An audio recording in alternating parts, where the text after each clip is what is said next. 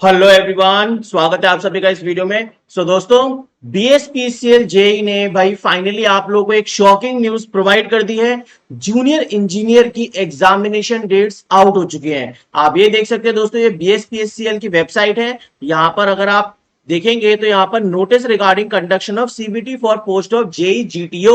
तो भाई आज ही अभी अभी गर्मा गर्म ये नोटिफिकेशन आया है और इसमें एग्जामिनेशन डेट्स बताई गई हैं। मैंने नोटिफिकेशन डाउनलोड कर लिया है, तो आप ये देखिए दोस्तों, यहां पर लिखा गया है कि Bihar state power holding company limited की नियोजन सूचना संख्या 2/2024 का जो तहत कनीय विद्युत अभियंता इलेक्ट्रिकल की जो जेई की वैकेंसी है उसका सीबीटी 16 जून 2025 को कंप्यूटर बेस्ड टेस्ट का आयोजन किया जाना है। अब बच्चों को यह भी कंफ्यूजन है, तो फिर ये बाकी का जो लिपिक और भंडार सहायक है इसकी जो वैकेंसी है ना, इनकी एग्जामिनेशन डेट्स 20 जून से लेके ये 22, 24, 26 पूरा का पूरा 30 जून तक है।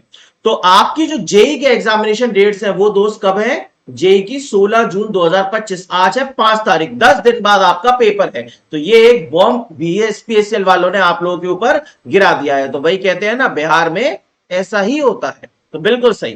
तो भैया अब इसके अंदर आना क्या क्या है, तो देखो एग्जामिनेशन में टोटल 100 प्रश्न होंगे आपके।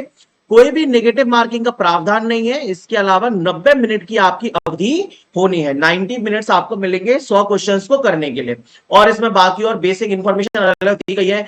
जो ये चीज लिखी हुई है, ये period for asking scribe through email लिखा गया है। मतलब स्क्राइब जो पीडब्ल्यूडी कैंडिडेट्स है उनको स्क्राइब टेक्निक की जरूरत पड़ती है। तो जिस भी कैंडिडेट को चाहिए वो 9 जून से लेके 11 जून तक उसके लिए ईमेल कर सकता है। तो ये आपके एग्जामिनेशन डेट्स नहीं, एग्जामिनेशन डेट 16 तारीख है। इसके बाद यहां पर यह भी बताया गया है कि भाई आपके जो मॉक टेस्ट है उसकी लिंक 9 जून से आपको उपलब्ध हो जाएगी। एग्जामिनेशन डेट्स के लिए जो मॉक टेस्ट प्रोवाइड करता है आपका बीएसपीसीएल, वो 9 जून 2025 से आपके पास अवेलेबल होगा मॉक टेस्ट। ठीक है।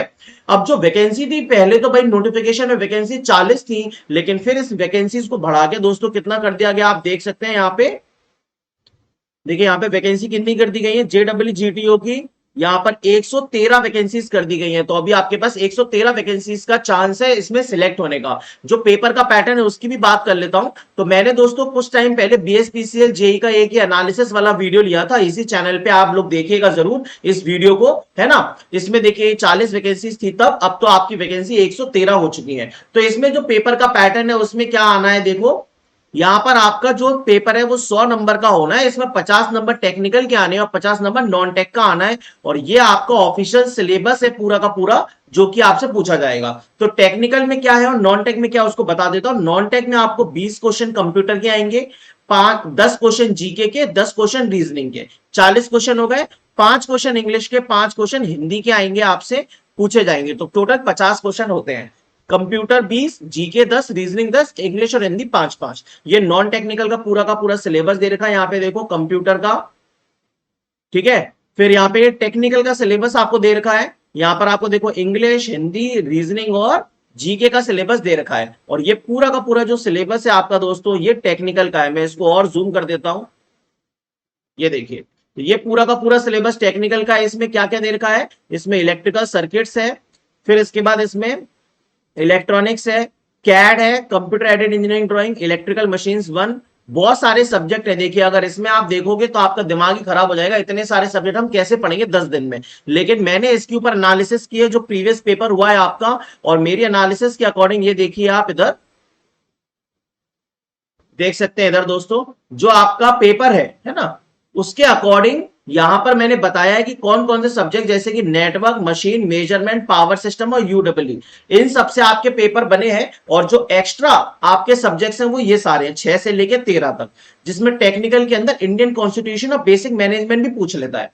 अब थोड़ा एग्जाम के सब्जेक्ट्स की वाइज वेटेज की बात कर ले तो ये देखो 2019 के पेपर का एक कंप्लीट 3 शिफ्ट हुआ था, उसका वेटेज है। तो आप देख सकते हो दोस्त, यहाँ पे इलेक्ट्रिकल नेटवर्क थ्योरी के 7 क्वेश्चन आए थे, यहां पर इस शिफ्ट में 2 और इसमें 3। ठीक है। तो और फिर इलेक्ट्रिकल मशीन के 9, 11, 15, मतलब मशीन आप लोगों को अच्छे से कर लेना है। फिर ट्रांसमिशन डिस्ट्रीब्यूशन के इसमें 4, 2 और 2, जनरेशन के 8, 8 और 5, मतलब पावर जनरेशन और इसका मतलब रिन्यूएबल एनर्जी सोर्सेस आपका फिर से यहां पर इंपॉर्टेंट हो जाता है। तो इलेक्ट्रिकल मशीन और रिन्यूएबल सोर्सेस, इसको अच्छे से पढ़ के जाना है। इसके अलावा यहां पर आप पॉलिटी देखिए तो पॉलिटी के चार चार चार क्वेश्चन आपके पेपर में आए हैं तीनों शिफ्ट में। तो जितनी भी शिफ्ट अब होंगी आपकी, उसमें आपके पॉलिटी के चार क्वेश्चन टेक्निकल के अंदर आएंगे, नॉन टेक में तो आएंगे ही आएंगे। फिर इसके बाद पावर इलेक्ट्रॉनिक्स देखिए, उसके क्वेश्चन आए हैं। कैड प्लस कंप्यूटर का तीन तीन क्वेश्चन आए हर एक शिफ्ट में। यूडब्ल्यू के मुश्किल से क्वेश्चन आए काफी कम। कम्युनिकेशन का एक एक क्वेश्चन है। माइक्रो प्रोसेसर के दो दो क्वेश्चन है।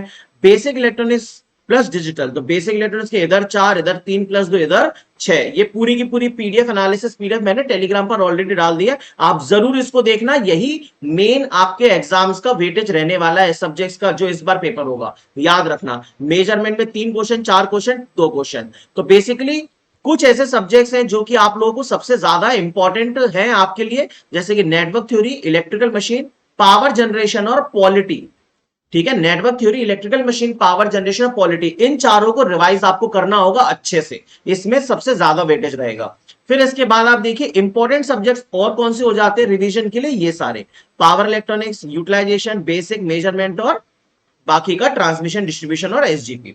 और जो फालतू के सब्जेक्ट्स हैं that is microprocessor, communication, CAD और कंप्यूटर।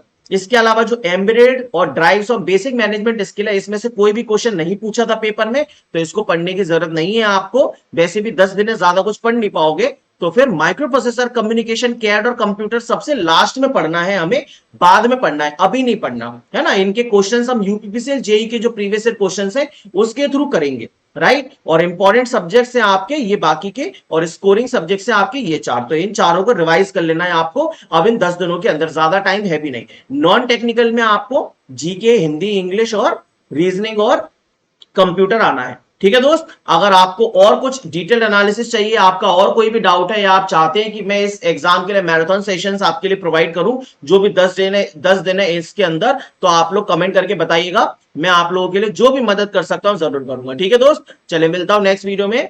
Thank you.